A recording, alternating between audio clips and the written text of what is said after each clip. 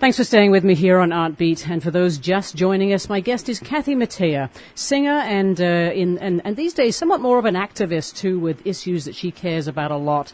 And Kathy, we're going to move into talking about coal, which of course does bring up the whole sort of topic of issues you care about, and they are many. So sort of address them a minute. The things that you put your name behind. Well, when I was just getting started in this music world, I got pretty heavily involved in the 80s in the advocacy for AIDS movement, and I got involved in that because I had several friends who had passed from AIDS, and I felt like we needed to create an atmosphere where we could talk about it in order to help us have compassion for each other. And I've done smatterings of things through the years. These days I've gotten involved in environmental issues, sustainability issues. I trained with Al Gore to be part of a grassroots movement to give the slideshow of An Inconvenient Truth as a service project.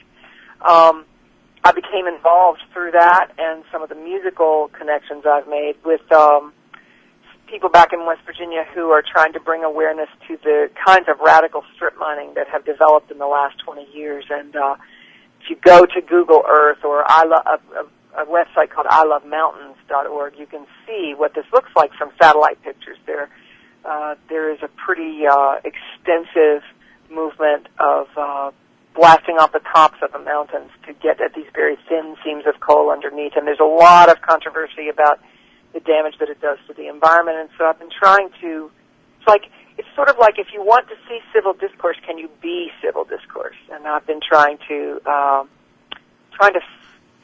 be a service in that way in this discussion. Now, of course, you come from a family yourself that has a coal mining heritage. I believe your grandfather was a coal miner, so you know of which you speak. But at the beginning of the interview, we talked about how you grew up with this kind of music, the Appalachian music, or the music that referred to the life of the working people, somewhat absent, which I think was actually fairly normal for the time. But talk about the accident that sort of pushed you back into this music, and perhaps it wasn't so much pushed you back, but I think brought the music that was sort of in you to the forefront so that you wanted to record the album.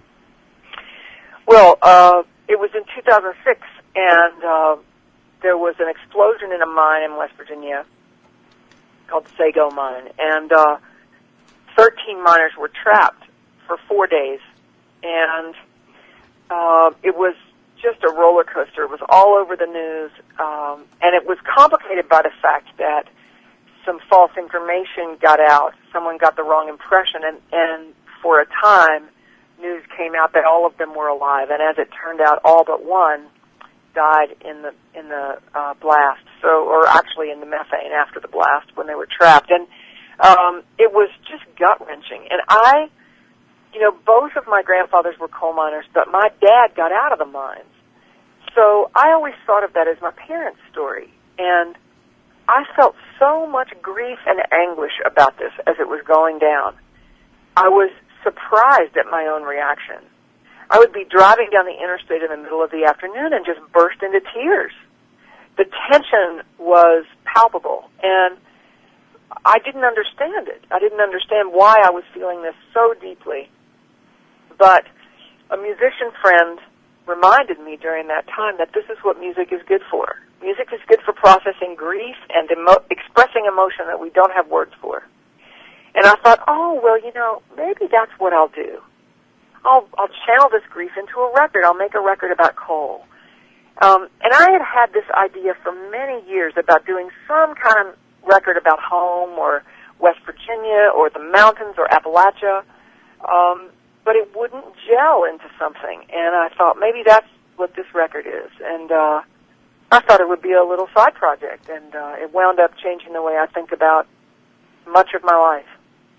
And sort of go on to talk about the process of selecting the songs, because after all, there were probably dozens and dozens you could have decided on. How did you pick the group that you did?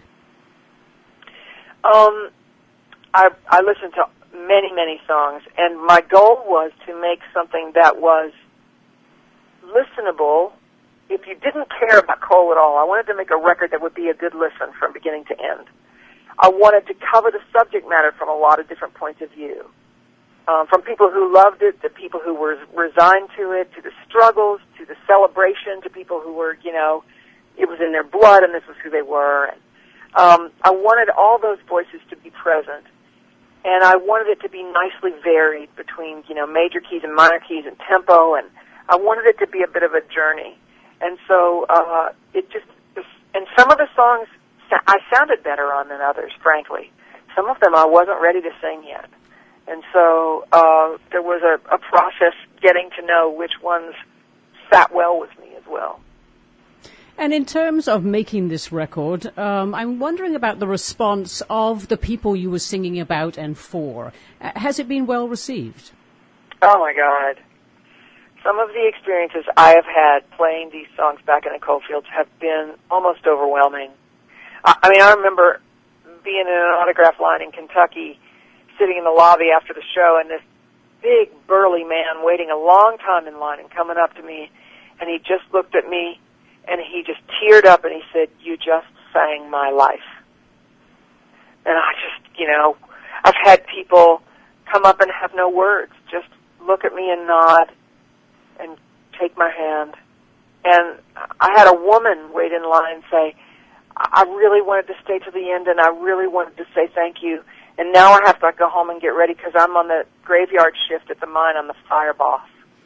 And just story after story after story. And people around the country telling me their stories about their families who were miners and feeling like they got to know their ancestors better because of these songs. It's just been amazing. And it's a transition, or it's actually a departure, really, from pure country. I mean, this is much more on the Americana, perhaps folk roots. Have you had any pushback from, the country establishment? Oh, no. Actually, my window into country music was always through a folk lens, folk and acoustic music and bluegrass. So this was very natural. In a way, it doesn't feel so much like a departure as a full circle moment for me.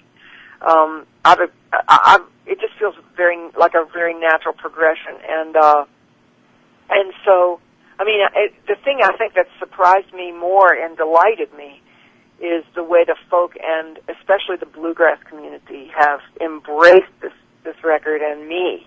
I've had people say, "Welcome to bluegrass music," and I've gotten to host the Bluegrass Music Awards and just really had a real vote of confidence from people who sometimes, they don't take well to opportunism.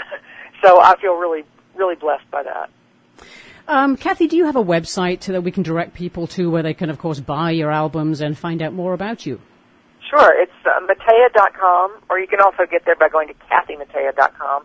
And all my records are also available on Amazon and iTunes and all those outlets as well. Okay, all right. And then sort of looking ahead, what's coming next? What are you going to follow Cole with?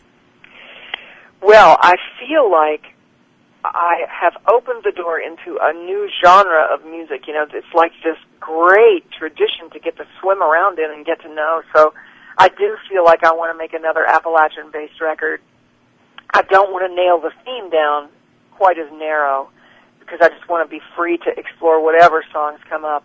So I've got about half the songs gathered for a new record that will be most definitely an Appalachian flavored record. Okay, all right. Well, we'll look forward to having you back here on Artbeat when that comes out. But until then, Kathy, it's been a real pleasure. And my guest has been Kathy Mattea, singer, Grammy Award winner, and her current album, Cole, is available at all good album stores and, of course, via her website, Mattea.com, KathyMattea.com. Kathy, thanks again. It's been a pleasure. My pleasure, Karen. Thank you.